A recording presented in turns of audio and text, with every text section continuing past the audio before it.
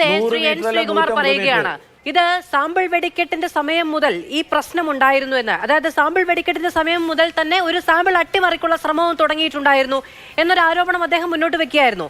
അതിനുശേഷം ഈ നടപടികളെല്ലാം ഇത്രയും കാലം, പൂരം ഒരു തലേദിവസം പൊട്ടിമുളച്ചുണ്ടാവുന്നല്ലോ, അതിലൊക്കെ ഇത്രയും കാലം ഇല്ലാത്ത തരത്തിലുള്ള ഇടപെടലുകൾ ഉണ്ടാകുന്ന സമയത്ത് നിങ്ങൾ ആ പരാതി ചൂണ്ടിക്കാണിച്ചില്ലേ? ഞങ്ങൾ ഒരു പ്രാവശ്യമല്ല, എല്ലാ വർഷവും പലവട്ടം നമ്മുടെ ഉത്തരവാദിത്തപ്പെട്ട ഇത്തവണത്തെ പൂരത്തിൻ്റെ ഒരു പ്രത്യേകത എന്ന് വെച്ച് കഴിഞ്ഞാൽ ഈ ഇലക്ഷൻ്റെ പ്രോട്ടോക്കോൾ ഉണ്ടല്ലോ, ഇലക്ഷൻ്റെ ആ സമയത്തായിരുന്നു കാരണം തുടക്കത്തിലെ തന്നെ ബഹുമാനപ്പെട്ട ദേവസ്വം മന്ത്രിയും പിന്നെ നമ്മുടെ റവന്യൂ മന്ത്രിയും ആ മീറ്റിങ്ങിൽ തന്നെ ഫസ്റ്റ് മീറ്റിംഗ് ഇവരുടെ നേതൃത്വത്തിലാണ് കൂടിയത്. അതിൽ തന്നെ വ്യക്തമായി പറഞ്ഞിട്ടുണ്ട് ഇത്തവണ നമുക്ക് മന്ത്രിമാരുടെയോ അല്ലെങ്കിൽ ജനപ്രതിനിധികളുടെയോ ഇടപെടലുകൾ ഉണ്ടാവില്ല, പൂർണ്ണമായും ഉദ്യോഗസ്ഥന്മാരുടെ കൺട്രോളിലായിരിക്കും.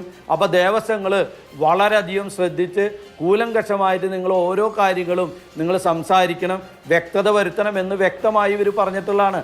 അതിൻ്റെ അടിസ്ഥാനത്തിലാണ് നമ്മൾ ഓരോ മീറ്റിങ്ങിലും നമ്മൾ വ്യക്തമായി സംസാരിച്ചിട്ടുണ്ട് നമുക്കുണ്ടാവുന്ന വികാരങ്ങൾ, നമ്മുടെ പ്രശ്നങ്ങളെല്ലാം.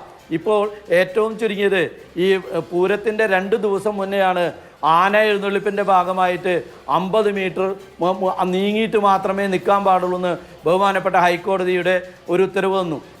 അത് ഫസ്റ്റ് തിരുവമ്പാടി ക്ഷേത്രത്തിൽ കാലത്ത് 7:30 മണിക്ക് ഭഗവതി പുറത്തേക്ക് എഴുന്നള്ളിയപ്പോൾ ഒരു കൂട്ടം പോലീസുകാർ വന്ന് ഞങ്ങളെ തടഞ്ഞു.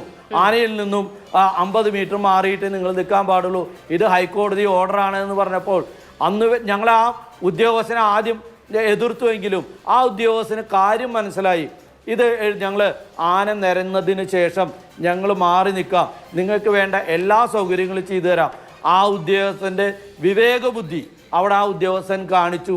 ആ ആനകൾ എഴുന്നള്ളി പൂരത്തിൻ്റെ ഏറ്റവും പ്രാധാന്യം ദേശത്തുള്ള തട്ടകത്തുള്ള ആൾക്കാർ അവിടെ പറ വയ്ക്കുന്ന ഒരു വലിയൊരു പ്രൗഢമായൊരു ചടങ്ങാണ് കാലത്ത് ആ സമയം നടക്കുന്നത്. അവിടെ സ്ത്രീ പുരുഷ ഭേദമന്യേ എല്ലാവരും ഓരോ വീട്ടിൽ നിന്നുള്ളവരെല്ലാവരും അവിടെ ഒന്ന് പറ വയ്ക്കും.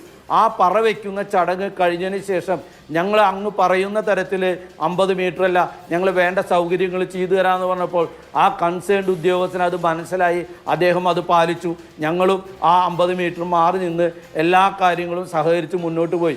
അത് കഴിഞ്ഞിട്ടാണ് അതിനോടൊപ്പം തന്നെ കേൾക്കുകയാണ് ഏറ്റവും ഫസ്റ്റ് സ്വരാജ് റൗണ്ടിലേക്ക് കിടക്കേണ്ട കണിമംഗലം ശാസ്താവ് വരുന്ന വഴിക്ക് നമ്മൾ പറഞ്ഞിട്ടുണ്ട് സ്വരാജ് റൗണ്ടിലെ ട്രാഫിക് ബ്ലോക്കുകൾ നിർത്തണം. ഇത്രയും വലിയൊരു പൂരം നടക്കുമ്പോൾ പൂരം വരുന്നത് സുഗമമായി പോകണം, ആൾക്കാർക്ക് അത് കാണാൻ സാധിക്കണം.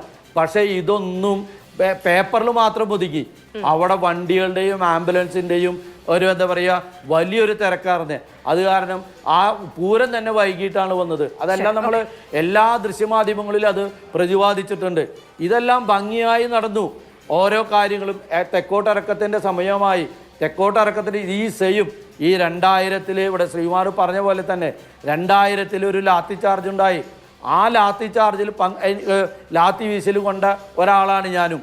അന്നും ഞാൻ ഈ കമ്മിറ്റിയിൽ ഉണ്ടായിരുന്ന ആളാണ്. അന്ന് ഞാൻ തൃശ്ശൂർ കോർപ്പറേഷൻ്റെ കമ്മിറ്റി കൗൺസിലറാണ്. ആ സമയത്ത് പോലും വളരെ ഭംഗിയായി കാര്യങ്ങൾ കൈകാര്യം ചെയ്ത പോലീസാണ്. ഇവിടെ സാധാരണ നടപ്പിലാക്കുന്നത്